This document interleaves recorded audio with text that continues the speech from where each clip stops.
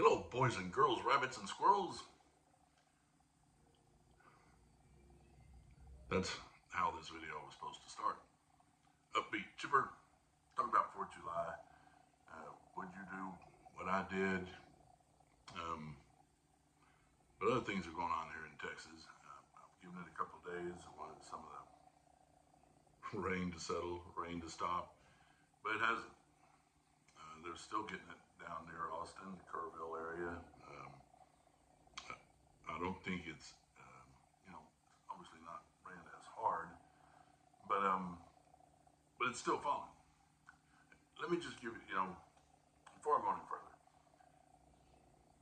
I just want to play a few little shorts. What this video, give you an idea what this video was supposed to be like.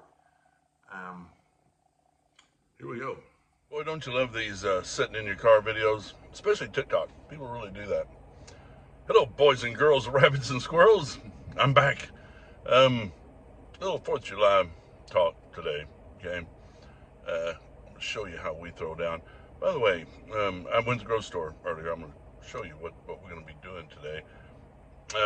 But while I was there, I noticed something. Do you see this at the grocery store you go to? I mean, this is Walmart. I don't know, is it common for every Walmart or, what's going on here? They're all over the place.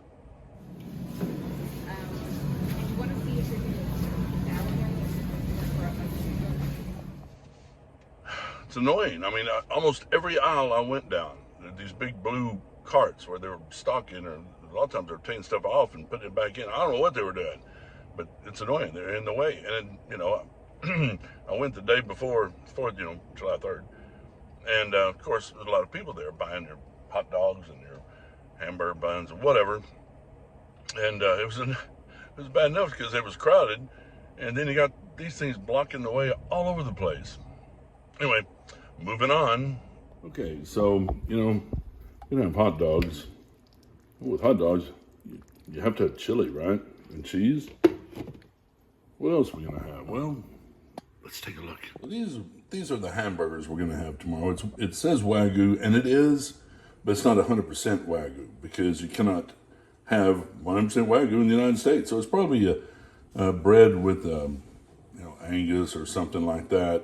But that's okay. We've had these before, and it's the best hamburger you can have. And of course, it's the 4th of July, so you have to have hot dogs, right? So if you're going to have hot dogs, here's a little 4th of July tip. Get Nathan's or Hebrew National. Yeah, they're the best. Also, you have to remember, every 4th of July, you need to watch Jaws and Independence Day. Jaws actually happened on 4th of July weekend. So, start a tradition. For more tips, subscribe and follow my channel. Got tons of tips. So now it's time to season the Wagyu burgers. We're going to use some Watch Your Sister sauce, regular black pepper, some onion powder. Some things are just self-explanatory. Maybe a little paprika. I haven't decided on that. Definitely some salt. I'll show you the finished product here in a short. Now, I always use an iron skillet. I love my charcoal. I love burning wood. I love smoking stuff. But this way, the hamburgers are juicier. They don't get dried out. A lot of times over charcoal, it gets dried out. Puts a nice bark on it, but I can put a bark on these things. Anyway, moving on. So out of the blue, I had my sprinkler out, about to turn it on as soon as it cooled off a little bit, the sun went down, but I guess I won't now. Normally, traditionally in Texas, July 4th, you're going to get some hot temperatures. But boy, we're really breaking the norms this year because we haven't broke 100. We're, today it's low 80s. So it's all right with me. Anyway.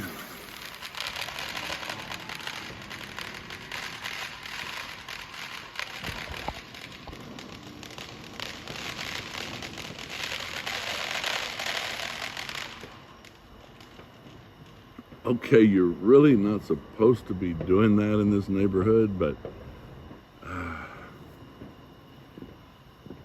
we do have some rebels. Uh-oh. What the hell? The fire department will we'll make a visit sometimes. That's not something I would do. I used to when I was a kid. Actually, about 20 years ago, when we first moved into this house, we actually did, in the middle of the street, we shot off some fireworks. We, didn't know any better. We were raised in the country, and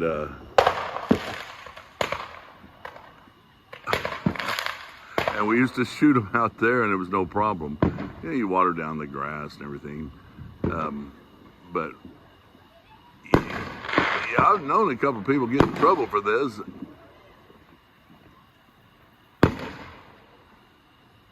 Okay. They've got some decent fireworks too. These are kind of cool. All right. I guess this is how we roll. Oh, it's starting to rain again. All right. Whoa, uh-oh. I mean, they've got some artillery. There's no doubt about it.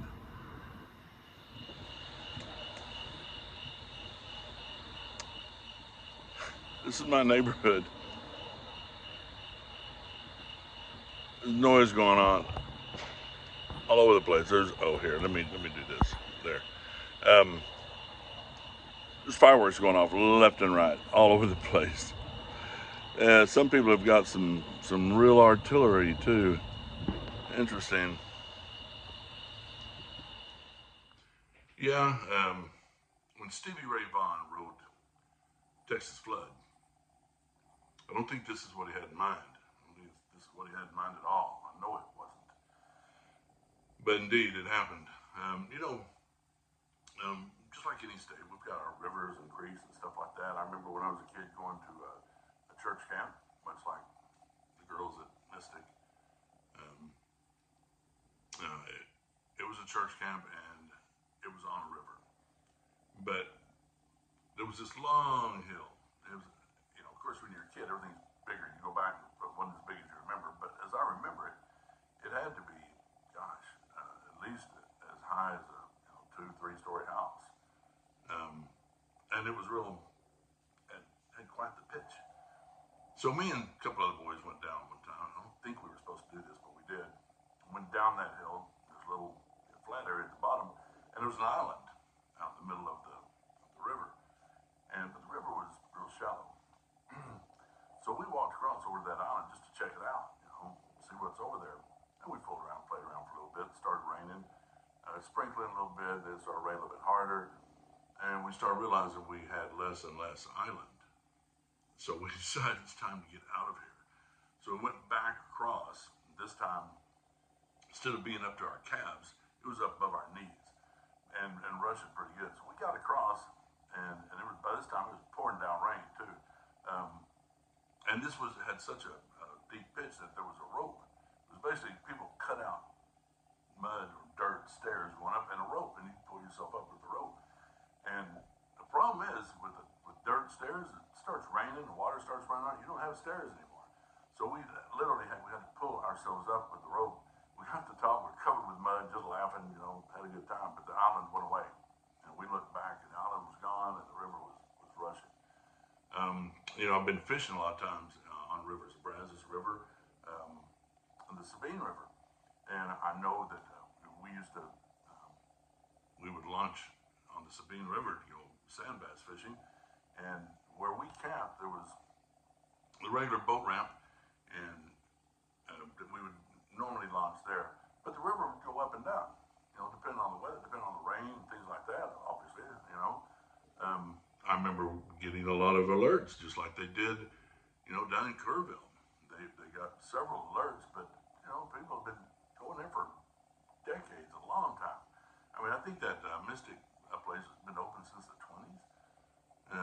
And nothing like this ever happened. So, you hear the alert, you're like, okay, well, much like we did, we heard the alert that the river could go up, and it did overnight. The river went up, and we had to go to a different ramp. It was called the high water ramp, and that's how we launched the boat. No big deal, a few feet. But this wasn't a few feet. It was like 4 o'clock in the morning, dark. There's a lot of people in RVs out there, and I saw pictures, and the RVs are just disintegrated. I mean, there's a metal frame and a couple of axles, and the rest is gone. If you got hit and you're fast asleep, and you know what you do. It's 4th of July weekend. You're out there camping, whatever.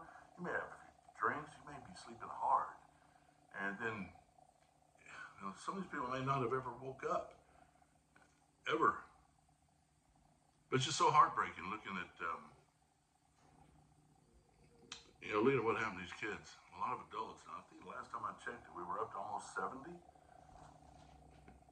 And it's incredible, and it's hard for me to talk about because when you look at, watch the news, you hear about disaster and stuff happening all over the world, all over the country. And you look at it and you hear the death toll, everything, and you think, dang, man, it's terrible.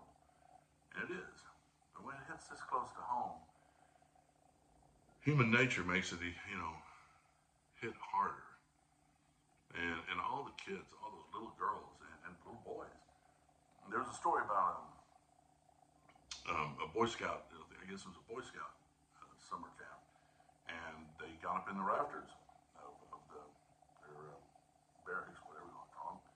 And the older kids were pulling the younger ones up, got them up in the barracks, and the walls went away, but I guess the framing was still there. And the water rose, and they knew, man, we can't get in that water. We were just rushing. And you think about, 8, 10-year-old little girl out there in this water, this, roaring rapids. There's all kinds of crap in that water.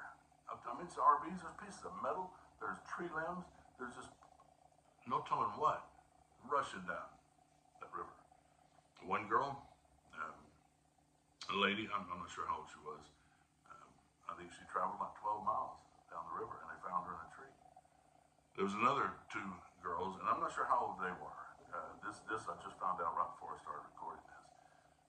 But they went about 6 miles, supposedly, if you don't believe what you read. And they found them in a tree, and they were about 27, 30 feet up off the ground. Because when they got in that tree, it wasn't way up off the ground. They were in the water, and it floated them up, and they get in the tree, and when the water recedes, you're stuck up in the tree. And they were there all day. They were there for, I guess, about 24 hours. Strong little girls, man, they hung in there. So, I don't have a whole lot more to say about this. Like I said, it's hard for me to talk about it. I'm a grandfather.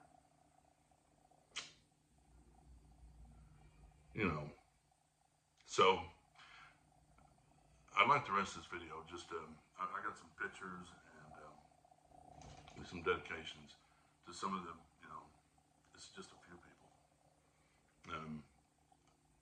I hope you stayed on till now, and I hope you can watch the rest of this.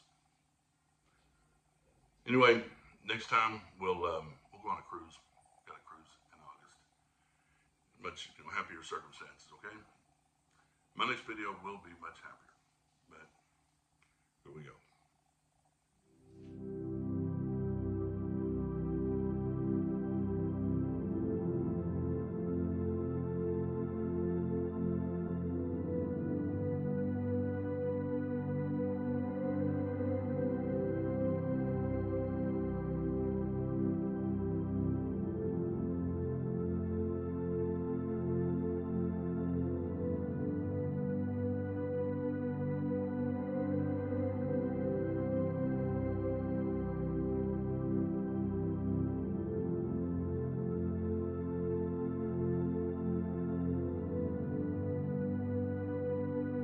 Bonner and Eloise Peck did not survive the floodwaters.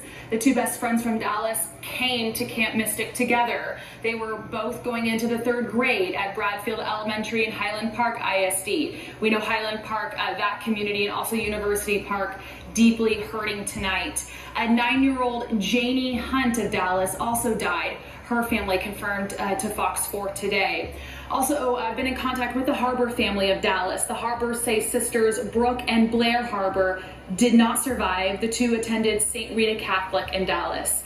The 2 sisters were staying with their grandparents, Mike Harbor and his wife Charlene.